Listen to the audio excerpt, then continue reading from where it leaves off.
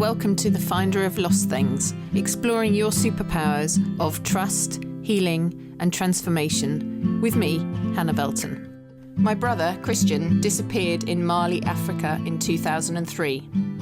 He disappeared without a trace. We lost his story, we didn't have closure, we lost so much. I was fighting and searching to find Christian when actually I just needed to sit in stillness and attract him in. I was so resistant to doing this, but I had to surrender. It's a process of trusting and finding the lost pieces and integrating them. This podcast will uncover the process that Christian and I went on to find the lost things, him, and to find the parts of me that were missing. And we were destined from the start to tell our story into the dark, for we were born to a great white shark.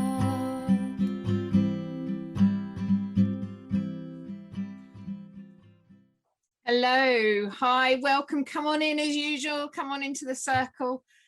I can't believe I'm saying it, but this is our penultimate episode as a Finder of Lost Things. I can't believe it. I'm kind of feeling, I'm beginning to feel a little bit, lost is not quite the right word, but I'm feeling, I'm sort of having to let go of this last 6 months.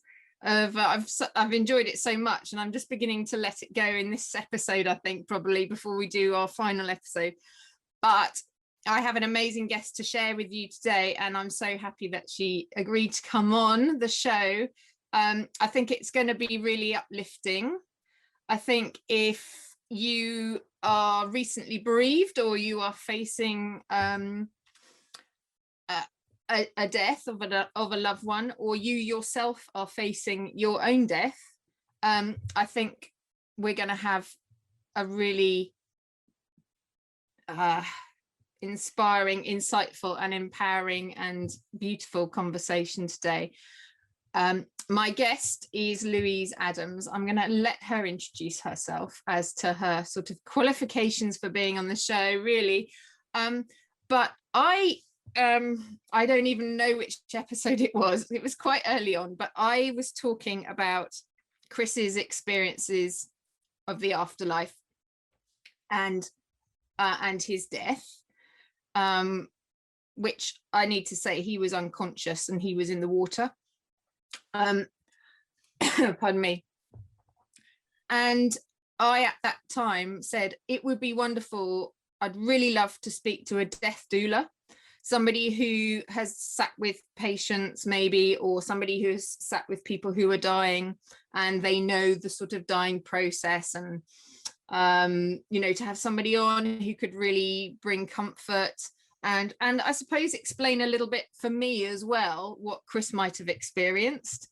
So in less than a few months, Louise Adams, who is, I would call her a death doula, and I know she has been called a death doula before, but she magically appeared in my life, and I just thought I can't not ask her to come on the show. So I did, and she has. So I'm going to welcome Louise now. Hi, Louise. I know Louise is from Wales, the land of the dragon. So hi, thank you so much for joining me. Honestly, my heart is, I'm so pleased you're here, and I feel this episode is much needed. So yeah, do you want to just give a little introduction to yourself, your sort of background, and why you're come to be on the podcast? Absolutely. Hi, Hannah. So as Hannah said, my name's Louise Adams. And what a gift to be invited here by Hannah, and what a divine gift from her brother. I'm sure that he's connected us both, and I'm absolutely sure that he's done that. So a big nod to him as well for inviting me here to share this beautiful space, because they don't leave, and that's what I'm hopefully here to share with you all, and to lift you all out of that, the immense sort of grief and sadness that we feel when we're earthbound. So as Hannah said, we've been gifted with the opportunity to meet, in this life, which is simply beautiful, and what a beautiful synchronicity. And whether when Hannah said, I've been looking for a death doula, and I was like, oh, here I am. So so I'm from the land of the dragons, so Wales in the UK, where we were all beautiful Welsh energy to sprinkle in here today. And so my experience of working in end-of-life care has been a simply beautiful journey, and again another synchronicity journey as well of how I got there. So I've been working for our NHS, which is our healthcare in the UK, as an NHS paid therapist, which is incredibly rare. To be an NHS therapist, so we are a rare breed, and I'm certainly glad to have been part of this. So I walked into our cancer hospital.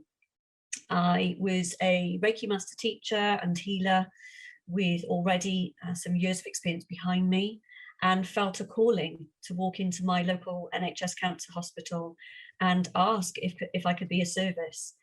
And it was a leap of faith, and it's without a doubt one of the greatest leap of faith I've ever made, and it's brought me to a place of incredible privilege of being able to sit with people at the end of their life for the last 18 years. So it's I have to pinch myself sometimes and think of how long that's been. So I've worked with adults with cancer on their journey, from diagnosis to end of life. I've also worked with the families and the relatives who were left behind. So I work a lot with them with the healing process, and working through their grief, and sort of helping them back into the world of the living, because they still have to stay earthbound. And I also work with teenagers ending their life with cancer as well. So, as I said, a huge privilege to hold people's hands and hold their energies as they transition into the next part of their journey. So yes, I'm really excited to be here. Thank you. Oh, so there's a couple of things in there that I sort of thought, oh, that's interesting. Like having that calling, what kind of prompted you to go into the hospital? Was there something? Did you get a message? Did you get what happened? Do you know what? Actually, this was kind of a brush with a near death myself. So I was a civil servant, and in my civil service job, I was threatened with a gun. And in that moment, I faced a feling of, wow, that could be me. And I naturally went on the sick from that role. And it was whilst I was on the sick from that role that I was seeking to use my healing, because as a healer with no purpose, that's just not right. So it was just a feeling, it was a calling, it was a dream. I meditate daily, and in my meditation I was shown a cancer hospital. So it was just as much a shock to me as it was to the people that I walked into that day, and literally walked in and said, I'd like to be of service. I'm a healer, I teach Reiki, I'd like to work with you, is that okay? And I walked in, and I never left for 18 years. Oh my goodness, that is amazing. My whole body, the minute you said that, is tingling so much. I can't believe there's so many, like a healer without purpose. Yeah. Oh my goodness. And like taking that leap of faith, like you just said, like you could have just ignored that, couldn't you? Oh, of course I could. I mean, I was a lone parent. I had a daughter to feed. I had a home to support, and there I was with no purpose, and I was being paid because I was on the sick, but that wasn't enough. That really wasn't enough. So it was certainly a calling, and without a doubt, the loudest calling I've ever had. Oh, that's so beautiful. And then that your brush with death. Do you think that when you said that, I really got the bodily chills from that. Does that still sort of affect you now? I still have the memories of it. So I had to have counselling after that time, because I developed PTSD, which was a huge shock to me, because I thought PTSD was for people that were in the war, that had returned from combat. and to realize that I was in a process of PTSD myself, I think that was the tool that I then ran with as the healer in the cancer hospital, because what I recognized very early was that patients or the relatives develop PTSD because they're saying goodbye to their loved ones. And I really honestly believe that I was meant to have experienced this to deepen my work as a healer of service to others. And it's been where I've been ever since. Thank you for sharing that. Yeah, I mean, that's similar to me. I mean, that's why I do what I do now. And if Christian hadn't gone missing and what have you, none of this would be happening at all. Absolutely. So when you say that, maybe I should talk about it now, just because you've mentioned it, the trauma response, because I held my sort of trauma in hugely, and it was actually the last thing that I was prompted to release. So how did it manifest in yourself? So for me at the time, it was actually very subtle. Mine appeared in the physical body, because as a healer, I think I'm so used to processing my own hurt so quickly, because that's, as a healer, we're taught to do that. So because I heal mentally and emotionally very quickly, my system had to resonate with that somewhere. So I developed physical symptoms. So I became physically poorly. And I remember my doctor, who knew me very, very well. He knew that I was a very sort of very capable healer, if you like, and he always said to me, if there's anyone I'll never treat for stress, it'll be you, because you're so resilient. And there I was with all these physical symptoms, so severe headaches, nausea, sort of, what do they call it? When you're looking around for danger. So you become hypervigilant. Yeah, hypervigilance. I developed this hypervigilance. And I remember sitting in my doctor's surgery and he said, has anything happened to you recently? And I was like, I don't think so. I had a divorce a couple of years ago, and that was fine because that was meant to be. And I'm a lone parent. And he said, anything else? And I sort of said, well, I was threatened with a gun about 6 months ago. And he was like, stop, talk to me. And I read it like a story, because I processed it, and there it was. And he said, and there it is. So I had a physical manifestation of it, and I now recognize that in me, but more importantly, I recognize it in others. So when I'm working with the relatives that are left behind, as the healer, I work with them to release this grief and trauma, and that's what I've become known for. So yeah. Oh yeah, there's so many layers to grief, isn't there? And huge. And holding it in the body is it's so painful, so damaging. It is. And that's what I did. I wasn't aware that I was holding it in. I think I was just aware that as a lone parent, I had to get on with it. And I know a lot of our relatives say that to me. I have to get on with it. I still have to be a mum or a dad or an uncle or an auntie. They still have to have a life. I recognize that. And that's where I can step in with my therapies and my healing and say, right, let's take you out of that journey of pain, to that full healing. Yeah, because I mean, I've had clients who, well, so many people, they experienced a bereavement, but at the time they just couldn't grieve. They had to go back to work. They had a family. They were the strong one in the family, so they couldn't be seen to grieve. And it comes out like COVID's been great for that, It comes out years, decades later. It really does, and that's what I see time and time again. So I will often say to people, just let it out. In the Western world, if you like, we are so inept at grief. We're not taught to grieve. We are, as a society, certainly in Britain, we've got the stiff upper lip, onwards and upwards. We've even got these ridiculous memes, keep calm and carry on. They're sold everywhere, and you have these you have these subliminal messages, keep calm and carry on. What does that even mean? That means keep calm, hold it in, don't you dare grieve. So for me as the healer, I'm consciously aware of that all the time, and sort of telling people through the language patterns that we see, don't keep it in, do not hold your grief in. Be like the other cultures that wail, wail and grieve and shout and scream and get it out. But we're not conditioned. We're really not conditioned to be that way. No, we'll talk about that a bit later on. The other thing I just wanted to pick up from your intro, you've worked with lots of different ages of patient. Yes. The question that came into my head was, I mean, I know Christian was young. He was 27 when he died, when he passed on over, whatever the term is. But are there differences in the attitude towards death between the ages? Because you've obviously worked with teenagers, like,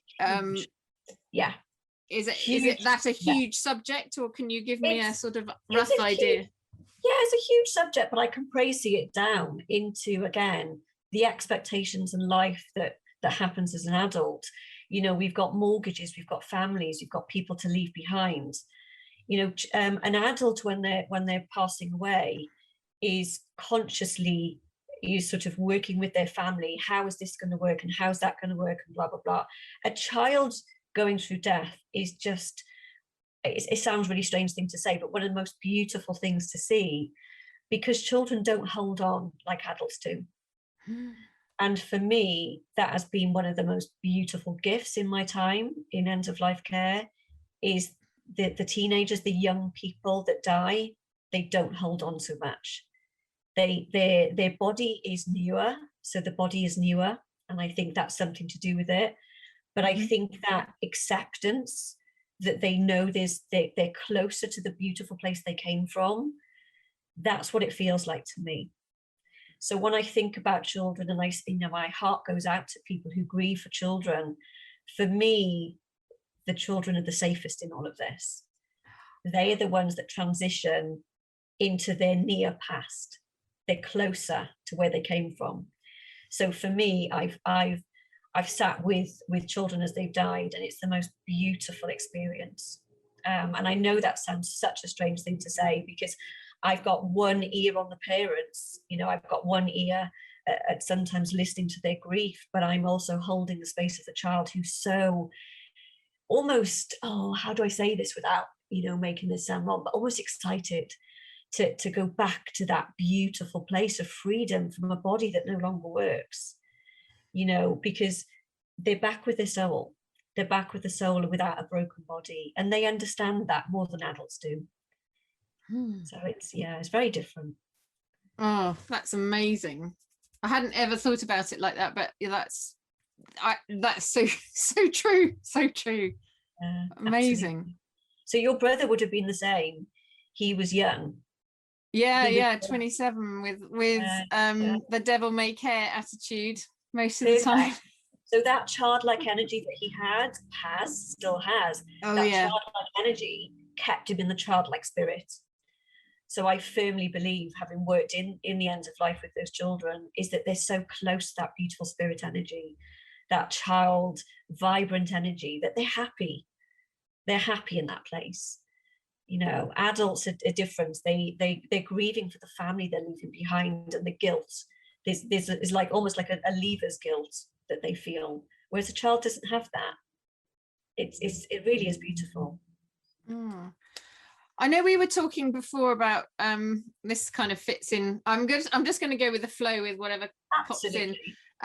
We were talking about the regrets of the dying, weren't we? Yeah. Before we move on to the sort of process of dying, we were talking about that last time, and I didn't actually ask you for your comments, but I know I asked you to sort of have a think about maybe what are the main sort of regrets maybe of people when they're dying, which can help us live. Absolutely. And I would say, I mean, I've spoken to so many people, or listened to so many people as they take their final moments, and their biggest regret is they didn't live. That is without a doubt the biggest regret. We have this life and we don't live it, you know. And there's that, you know, there's lots of analogies and memes and things these days about it's, you know, live every day like it's your last. And we hear of these sayings, but they are so true. They are so true. And I think that's the biggest thing people say is, I wish I'd, I think for a lot of people, and generations make a difference as well. So a lot of the older generation, again, were conditioned to be that stiff upper lip, and to not, if you show love, you show weakness. You know, if you show tears, you show weakness. And yet for the ones that are living in those final moments, they hear their family say sorry, you know, the word sorry. And again, as a society or a societal norms, the word sorry is seen as a weakness. And yet it's the one thing I hear the most is, I'm so sorry. You know, and I think for me, that simple word, we should use more. You know, so when we do wrong of somebody, even if it's intentional or not, just say sorry. You know, just say sorry with love. So I think there's, you know, there's certainly those familiar themes, but the biggest one is, I wish I'd lived. I wish I'd lived without caring what other people think. That's another big one that comes out, because we care so much. I do myself. I've been trapped in that myself, that cycle of caring too much about what other people think about me. And actually at the end of your life, it doesn't matter. It really doesn't matter, because those that love us care. Those that are you know, that are bullies and negative people around us, they might not like us. That's just tough. That's their business, not ours. You know, and I would hear about these sort of, I wish I'd lived my life without that care, you know, in the most beautiful way. So yeah, I think that's one of the biggest things I've taken from it, is just to live and to say sorry, and to say I love you, because again, certain generations found that hard. You know, certain generations found it hard. If you said I love you, especially a man, you know, a man saying I love you was seen as weak. It's like, yeah. wow, where does that come from? What societal norms and conditions place that one upon us? You know, so, you know, that's something that children don't have. Children say I love you. Children say I'm sorry. Children don't care what other people think about them. You know, they just live. And that's the sort of the huge difference I saw in that life and death between the both ages as well. So it's beautiful. Yeah, there's several things in there just from Chris's point of view. I mean, Chris lived his life as he wanted to live it. Good. Certainly lived life to the maximum. When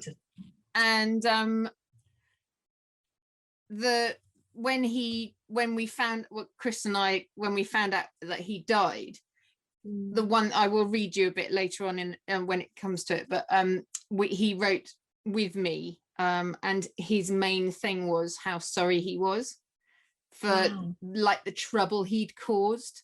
Yes. Obviously now we've moved on and it's not a problem, but like he was so sorry. That was what his letter was mainly about. And he also talked about what it was like on the other side, which we will talk about. But yeah, and all these memes that say, you know, live life like it's your last, and it's usually you get that when you've had a near-death experience like yourself, or you've had, you know, somebody very close to you die, and you're like, you've got to grab every opportunity. But I don't know that we do. We do a lot of talking about it, don't we? And if everybody lived like seizing the day and doing what they really wanted to do, you might feel you would hurt a lot of people, but actually in the end I think everyone would be in a like, if you're happy in yourself and you're balanced and you're peaceful in yourself and doing your purpose, like you were walking into the hospital and getting that job, you know, life in general would be a lot calmer, wouldn't it, for everybody? It would be. We need to stay in our lane, don't we? We need to stay in our lane and be, you're right, I've just come out of a weekend healing festival for healers. So I'm currently sort of overflowing with love at the moment, because I've been loved from all angles, and you know, we're creating that in certain parts of the UK, where we're sort of seeding this new beginning, if you like, of creating communities again. You know, because in tribes and indigenous tribes around the world, love is what keeps them together. Love is what connects them, you know, and that's what we've certainly created this weekend. So, you know, you're right. If we're all overfilling with love, that overspills into the people around us and has that sort of accumulative effect. Yeah, the famous ripple effect. Absolutely. Yeah. Yeah, so if we kind of move on, so you live, like the work, I was going to say you live in between, but the work you do, you have a patient who's dying. Yeah. You also have the family who Yes. are facing a death. Like Yeah. you are at it's like an initiation, I guess. That's how I kind of see it for both sides, everybody. Absolutely, yeah. So how, if you talk me through, can you sort of talk me through your role? Like, yeah, I think so. Is that possible? Yeah. And I'll sort of try. what the sort of process of what goes on and your sort of what healing you do. Yeah, okay. So the healing I do is Reiki. So I am a Reiki master teacher. So I teach that, and in the past I've taught Reiki to relatives. So after. So what does Reiki sort of mean in a layman's term? Yeah, so Reiki for me is a universal energy. It's not affiliated with any religion, so it's a very neutral energy to work with. And we call it universal life force energy. So it's the energy that exists all around us all of the time. We're all plugged into it from birth. That's our birthright. Some of us are more aware of it than others. So we all have the ability to self-heal. But we've got that element within us. When you're initiated into Reiki, which is what I do as the Reiki master teacher, I initiate people into that place. They then become the self-healer and the healer of others. So there's various different parts to that. So Reiki 1 is about self-healing, and some people will just be Reiki 1 for the whole of their lives. Others will say, right, Louise, I now want to go and work with others. I want to give Reiki to others. So they come back and do the Reiki 2 with me. And then if they want to master the experience, they then become a Reiki master through me as well. So there's a whole experience that goes with that. But in terms of working with that end of life care, so when I'm in a room or in a home, wherever I am with these people, I'm in that space. And as you said, it's almost holding the hands of both.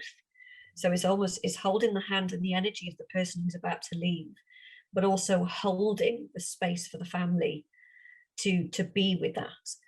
And certainly in the NHS setting, the family are fully aware that we're present.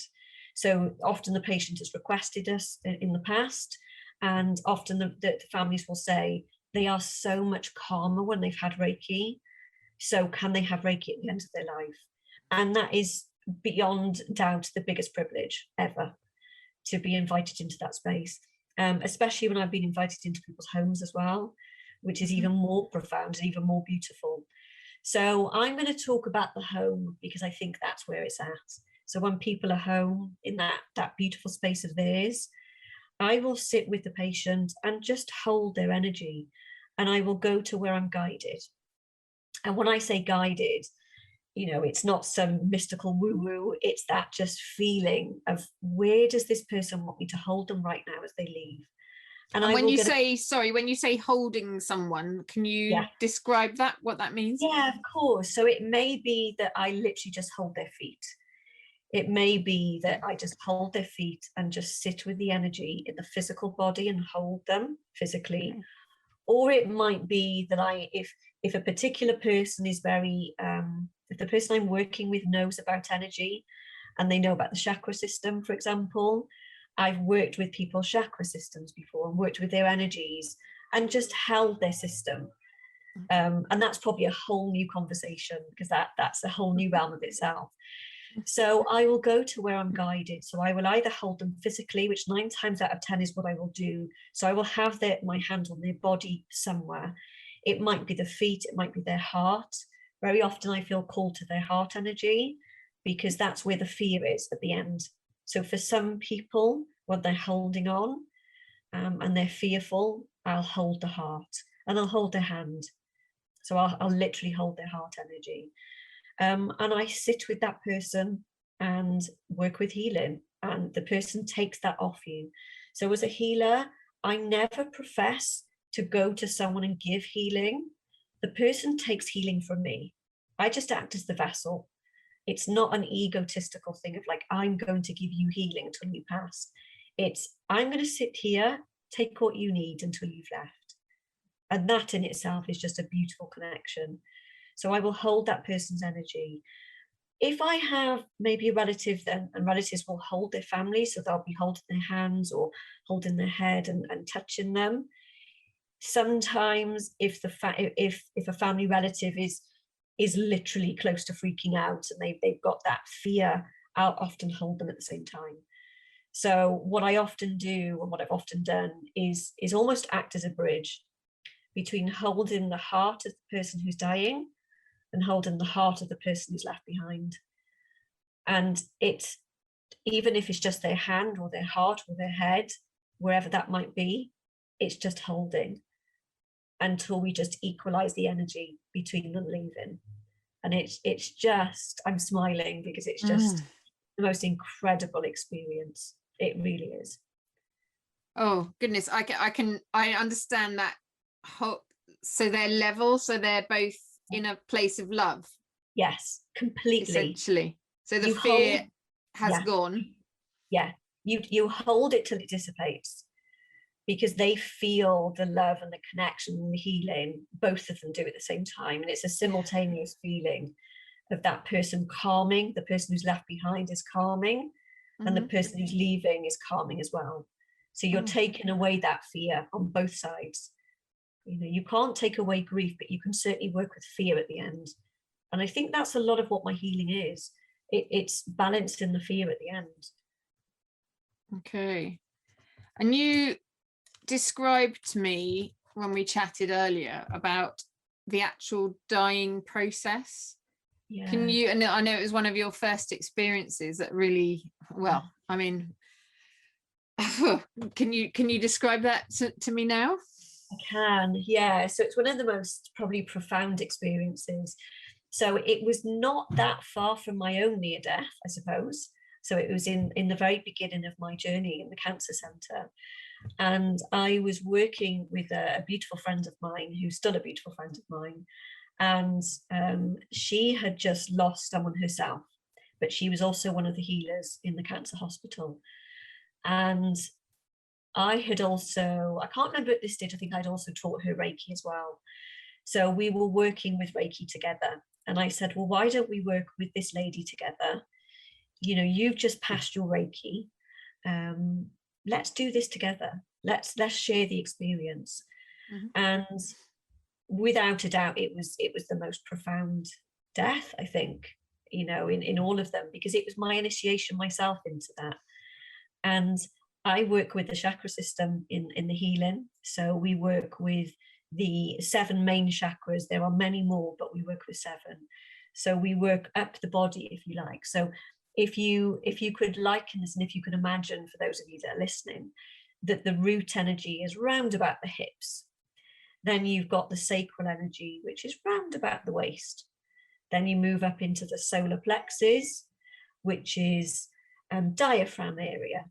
Then into the heart, which is where you'd imagine the heart to be.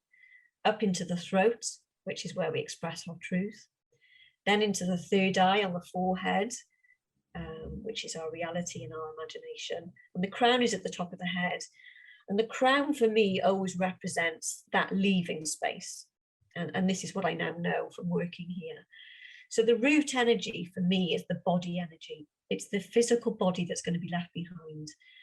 So I said to my friend, you hold the crown, which is the place that I felt that they would leave, and I will hold the root, which is the physical body.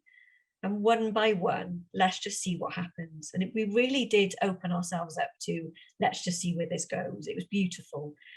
And the lady that was passing was such a big part of this. Even though she was no longer verbally communicating with us, her energy system communicated so clearly. This is why I stay doing what I do. So towards the end of life, people are often very aware of the noises that the body makes. And that can be quite distressing for the family. So in particular, the chest, it's got like a rattling sound to it. And it's not a very nice word, but they call it the death rattle, which is an awful word to use. But it's just where the lungs are no longer going to need to work. So the body does make these, uncomfortable sounds, but the person, I promise you, is not hurting. I can honestly say that because I felt it so many times. So as I held the root energy, it was like little light bulbs sort of flickering, when a light bulb is about to flicker and go. And the root energy did that. And I thought, oh my goodness, it's gone. So I moved up to the sacral energy, which was the next energy center, and the same thing happened again. And it was like almost the noise that came into my head was almost like a moth hitting the light bulb, where you just get those flickers of energy. And this light bulb was sort of flickering, making the little sparks, and then it would dim and then just go really gently.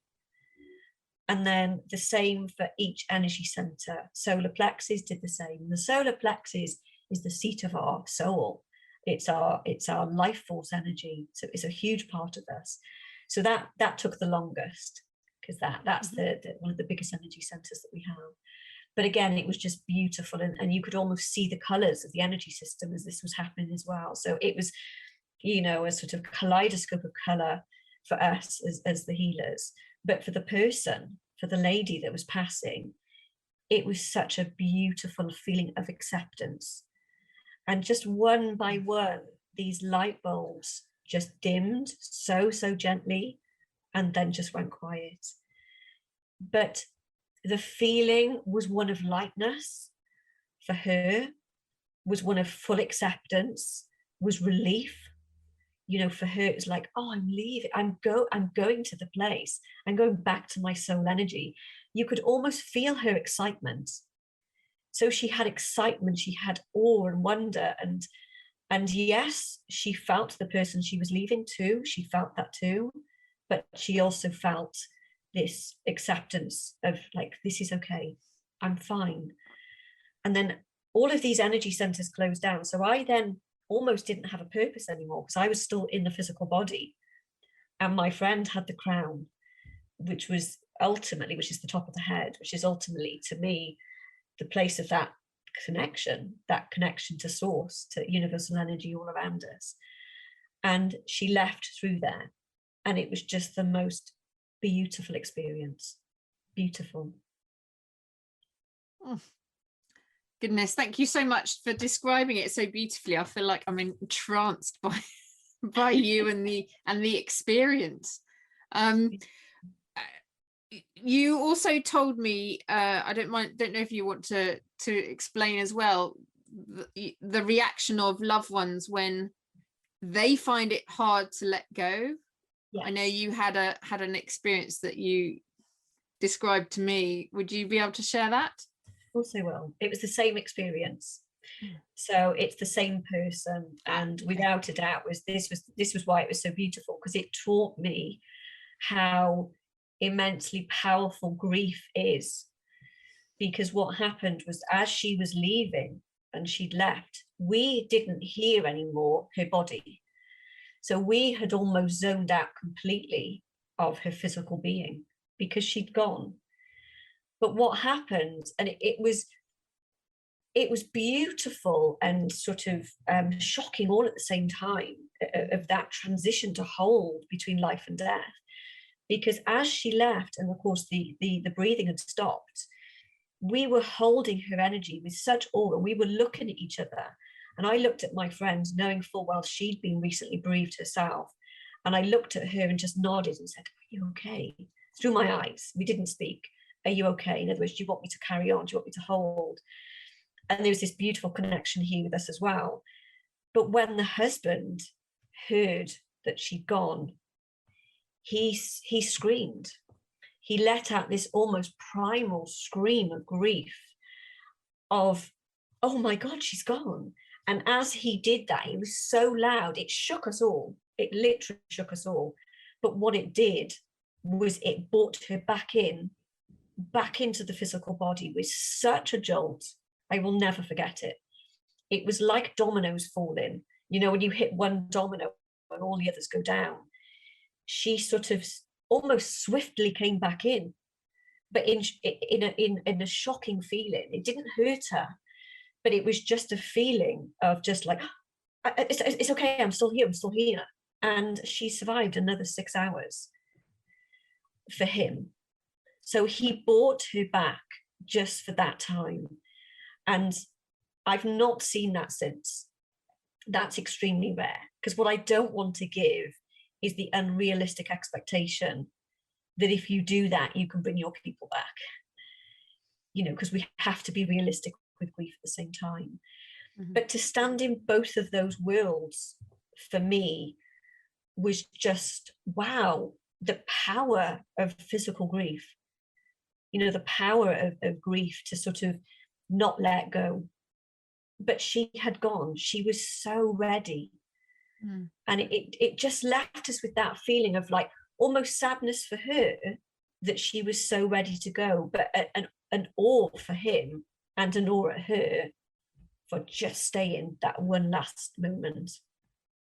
You know, and I think it was 6 hours. We weren't there for the final 6 hours because it happened overnight, which was for her and for him.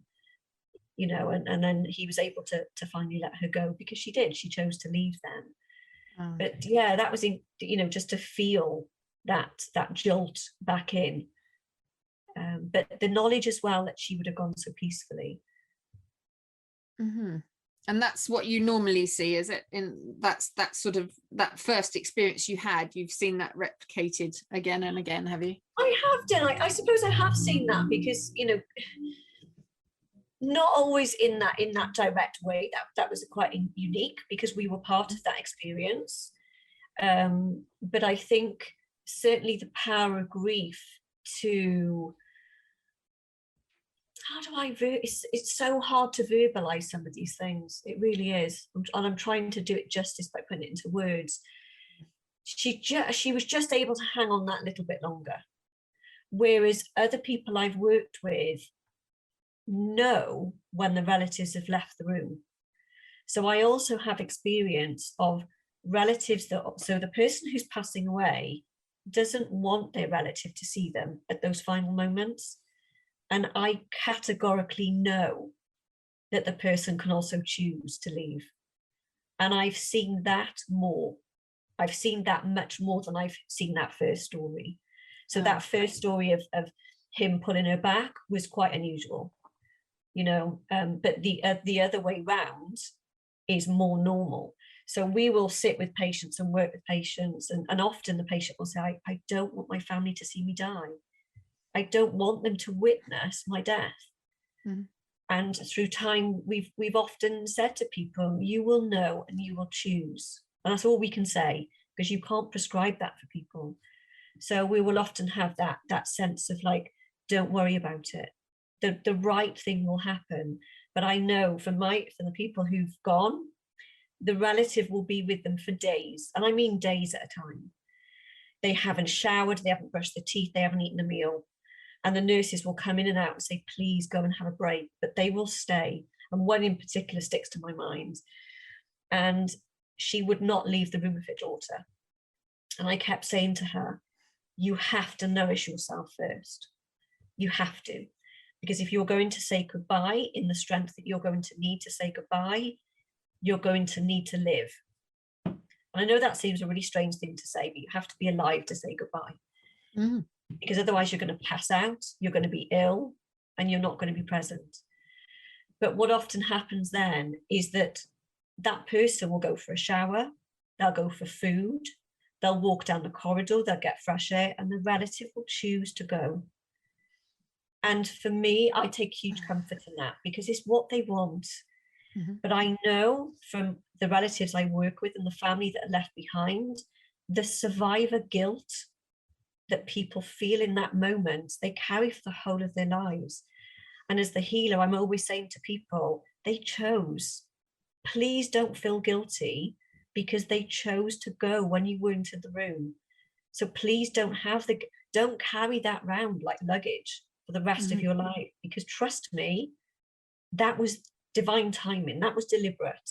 You might not like that, and that might not sit with you. And I'm quite blunt with people, because you have to be honest, that will not sit with you. But I'm telling you, That was their choice.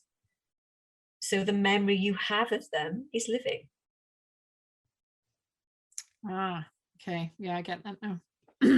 Definitely. So when we if we now move on to the grieving side, because I know you have a beautiful quote, which I will let you say, about what you think grief is for.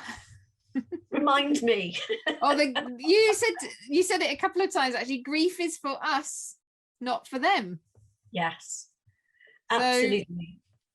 Yeah. you know, the grief we hold, can you sort of, I know you want to say stuff about grief and how you know you've seen a good example of grieving, and what your thoughts about grief. Yeah, so again, grief is not something we're taught, which I think is wrong.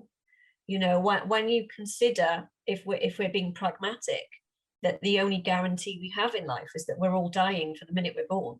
Yeah. You know, so that's, I know that's very blunt and very direct, but it's also very realistic. And I think for me, it's very true. And I think that we have to learn the cycle of life and death. You know, so certainly for my daughter growing up, that this is why, bless her, this is why my daughter had so many animals growing up. Because from a very young age, I wanted to teach her about the cycle of life and death.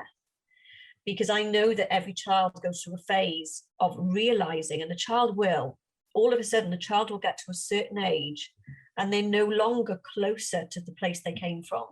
Mm-hmm. They're more in the physical world as they get older. And all of a sudden, I remember my daughter doing this, Mum, I'm frightened to die and I'm frightened of you dying. And it's that conversation we all have with young children. But I think the perspective that I've gained from working in that end of life care is that, and that's why I can afford to be pragmatic, that it is the only guarantee we've got. So the way we need to approach this going forward is to be taught how to grieve. You know, to be taught that we have to grieve, that we have to let it out, that we have to process it. You know, we also live in a very diverse, culturally diverse world, and different cultures have different ways of dealing with grief. So some cultures will say, you know, death is a much better place. So you've got, you know, I almost admire sometimes, and certainly working with different cultures as well in my experience, certain cultures will face death with almost an angelic perspective of acceptance and sort of, you know, acceptance that this is okay. But we survive in the West, you know, and I keep going back to this because our Western culture is to fear death, is to bottle up the grief, is to not feel it, is to not process it. So I think, you know, in itself, it's such a huge subject, but I think we need to be realistic and talk about it. You know, have grief circles that people can come together and sit in circle. This is something that I will probably do more of going forward, is to sit with people and say, welcome to the circle. Let's talk, let's open up, let's share, you know. So it's a huge subject in itself. So is there anything in particular that you want me to touch upon? Because it's huge. Yeah, I mean, I know well, having a missing brother, you have that ambiguous loss, so you don't know whether to grieve or not. You obviously are grieving, but you don't want to grieve because you know he might walk through the door, you know. There's that and that grief got so stuck. So my journey was literally facing my grief and actually going through it, and I know how frightening it is. So I have complete compassion with anybody who like just feels that the grief will just overwhelm them, and like, how do you even begin? I mean, what I know how I would do it, but how would you sort of suggest a sort of first step maybe, or a first way to sort of face it? Yeah, I think for me it's certainly to surround yourself with people. That's certainly something from people I've worked with. What people tend to do in grief is to go into themselves, and they tend to sit with it in a lonely place. And I think that's the damage of grief, is that loneliness. that sitting with it and feeling that only you can do this. But actually, when I look at different cultures and the way different people experience grief, sitting in community, you know, and I don't mean, you know, rocking up and making a tribe, although you can do that too, but I mean it's about being authentic in your grief. So if that means one day you're shouting and you're screaming, then let it come out. So, you know, we're so conditioned to hold things in. And that's the one thing I want to say, is to let it out. Do not let grief sit inside you, because the only person that will hurt is you. And I promise you, the person that's left does not want that. So it is about expressing it in all of its layers. And that can be raw in the first few days or months or weeks. It can also be a complete numbness.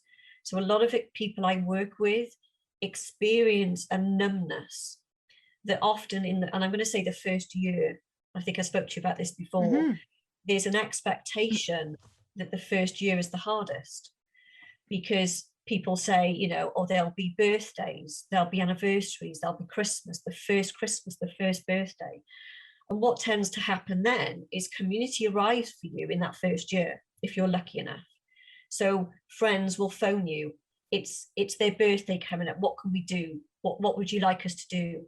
And people often put a plaster on it and say, let's take you out and forget about it. But I almost want to say to people, sit with them in that time. And instead of saying, let's go out and forget about it for the night, how about to sit with it with somebody and talk about them, you know, talk about them and just let it out. So what I've often found is that the community essence of like, how are you in the first year, can often, it's a band-aid. It's a band-aid fix. Mm-hmm. It's the second and the third years that are the hardest, because that's when people step away. That's when people think the first year is done. They'll be okay now. They've had a year. And as you said earlier, Hannah, certainly in our culture, you go back to work. You can't afford to be off with grief. I've got a dear friend of mine at the moment who's grieving, and she had to be back in work within a week, otherwise she doesn't get paid. You know, so we have that conditioning around grief that's just wrong. So for me, I think it's about feeling it in its rawness and sitting with it and not putting a band-aid on it, not running from it and escaping and thinking, oh, I need to keep myself busy so I don't think about this, because it's normal to process. It's normal to cry. It's normal to fall apart at the seams. Okay, but I just want to almost give permission for that to happen. Yeah, and I think it needs to be, I mean, we talked about this before, it needs to be from the ground up, doesn't it? Like, this is how society and culture should be built in. Like, we should have more time off. If, you know, a week, how can you possibly go back after a major bereavement? I know people who have, and we've had guests on the show who have, and they've literally gone after a few months, they've just gone, actually, do you know what, I'm now going to fall apart because I can't hold it any longer. And we need to have it from the ground up, a real revision of what grief is and how we hold it in the Western society, and how we have a community and we all come together, like we've been in a circle in this podcast for the last 6 months, you know. Absolutely. What springs to mind here, it's just come out to me now, when we have a child, we have 9 months or 6 months, whatever it is, maternity leave. We birth a child, we have maternity leave. We lose someone, which is the death of someone, and we get a week's leave. We need to work on this, because death and birth, they're as important as each other in terms of the emotional impact of both of those.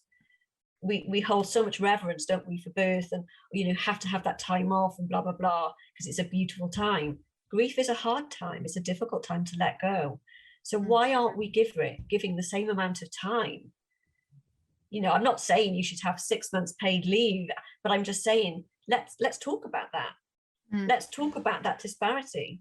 And I know from my, we've only got 2 minutes left, but I know from my point of view, the spirits that have passed over, they can't sort of connect and communicate if you're stuck in that sort of grief cage. And I know we talked about they wait for us on the other side of our grief. Absolutely. And that's when we can connect, and that's when we can, like Chris and I have done. Yeah, absolutely. The time is different for them. It's time for us is a man-made construct. Time for them is the same. So they're still there. They're still there, just waiting for us to almost vibrate at the frequency of love again. And when we're all it is. That's all it is. And that's the birth and the death that I'm showing it with my hands moving up and down like a scale. And I'm conscious that we're on a radio program, but we've got this scale of, birth is this, revered, and death is down here. But actually, they're both about love. Both of them are. Absolutely. And to get that balance, and that's how the I haven't got time now to read the letter, but like that's how Chris and I, that's how it was explained to us. You have to be in balance, both in love and then without the fear. Fear gets in the way of everything. Give your grief love. Give your grief love. Yeah, and love yourself. And love yourself in the process of your grieving. Don't berate yourself. That's what we do. We berate ourselves. I shouldn't be still upset. I shouldn't still be grieving. My God, yes, you should. And you can be grieving for, and the longer actually you don't accept it, the longer the grief stays there. So you have to let it flow. Anyway, we have run out of time, Louise. Thank you so much. We covered so much, and I hope everyone enjoyed that. The show notes will be available tomorrow, and the transcription at finderoflostthingspodcast.com.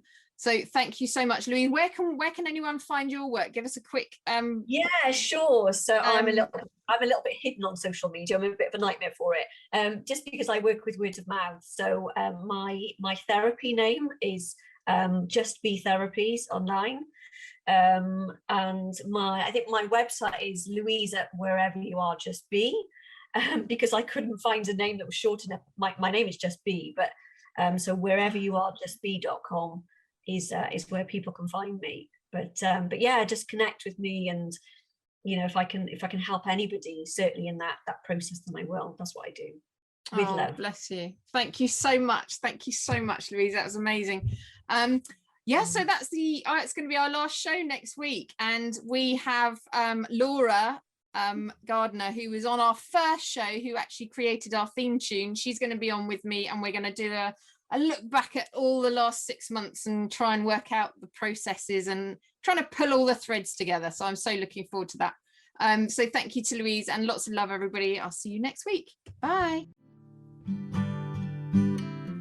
Thank you for listening to The Finder of Lost Things. I think we've been triggered so long and so hard by COVID, and it's going to carry on. People are getting used to stillness, and they're getting used to more solitude. But how do you use that time for the highest good? This process that we're going to explore will bring back the joy and purpose to life. That wholeness, that sort of harmony and flow and togetherness. People are really ready to find their lost parts now. You can find me at hannahvelton.online.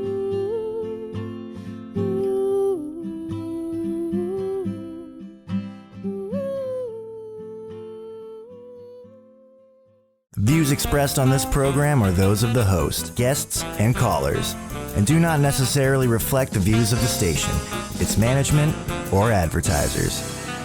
You're listening to Transformation Talk Radio.